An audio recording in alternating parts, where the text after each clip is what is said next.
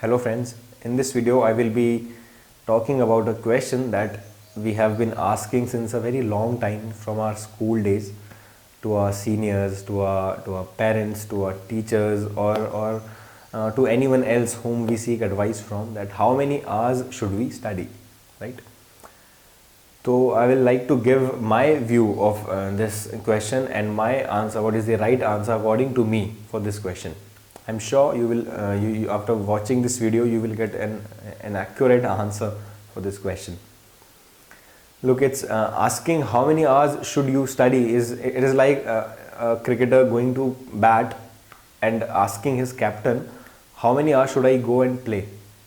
It does not seem like a correct question, right?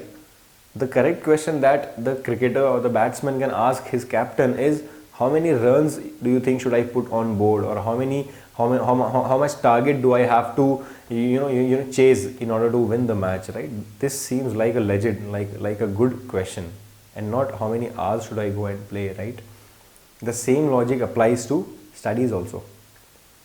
Asking how many hours should you study, I do not think it is a very right question. I don't look this question as a very correct question, because there is no correct answer to this question. Look, I will like to tell you कुछ theory about studies. I feel there is some theory, पढ़ने की भी theory है एक. तो वो theory, according to me, there are two ways in which you can study. First is time based study and another is target based study.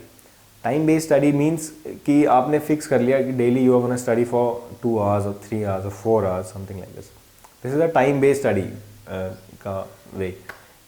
Another is target based study, in which you have set up target for every day or for every week or for month, in which you have a target that I have to complete this much portion or these many chapters by this week or by this date. This is a method of target based study. According to me, doing time based study is not a very good approach towards studies. Why? Suppose you ask someone how many hours did he used to study. He is a topper, okay? So every advice that he gives must be very good enough, right? So you asked him how many hours should he study, how many hours did he used to study. So he told you that I used to study for 3 hours daily. How do you know? Where do you stand in comparison to him? What if he is a smart guy? By just sitting up for 3 hours with full concentration, he is able to cover up a large portion, a larger portion than you can in those 3 hours. What if you will take 5 hours to reach that level of perfection which he could reach in just 3 hours? So it is a very incorrect question. If you will follow his model of time of studying for 3 hours, you can never be as good as him. You have to work harder, right? So instead of asking this question, or instead of going with the time based study model, try to follow the target based study model. In target based study, what you do is, suppose you have 10 months in your hand. You are preparing for any exam and you have 10 months in your hand, and you have 5 subjects which you have to cover. So in approximately you have got 2 months for each subject, right? And suppose there are 8 lessons in every subject. So you have around 1 week for every lesson, every topic that is in the subject. Now you set up your target.